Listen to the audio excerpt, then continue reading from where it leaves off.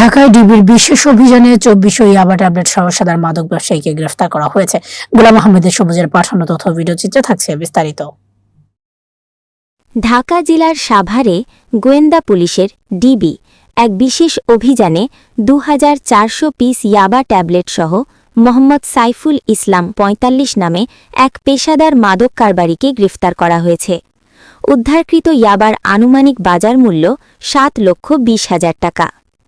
Police সূত্রে জানা গেছে, ঢাকা জেলা পুলিশ সুপার জনাব মোহাম্মদ মিজানুর রহমানের নির্দেশনায় এবং ঢাকা জেলা উত্তর ডিবির officer in charge OC Mohammad Saidul ইসলামের নেতৃত্বে এসআই মোহাম্মদ আব্দুল মোতালেব ও সঙ্গীয় ফোর্সের একটি চৌকস দল এই অভিযান পরিচালনা করেন। গোপন সংবাদের ভিত্তিতে গত ৩১ মার্চ সাভার মডেল থানাধীন ব্যাংক কলোনি এলাকায় অভিযান চালিয়ে সাইফুলকে গ্রেফতার করা হয়।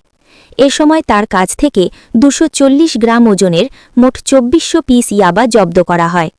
গ্রেফতারকৃত সাইফুল ইসলাম শরীয়তপুর জেলার নড়িয়া থানার শালধো গ্রামের বাসিন্দা এবং বর্তমানে তিনি সাভারের ব্যাংক কলোনি এলাকায় বসবাস করছিলেন।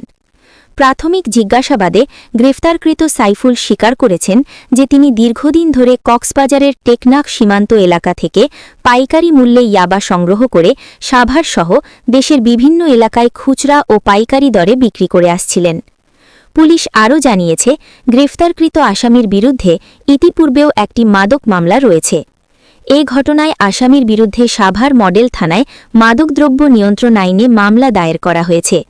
মাদকের বিরুদ্ধে এ ধরনের অভিযান অব্যাহত থাকবে বলে জানিয়েছে ডিবি পুলিশ।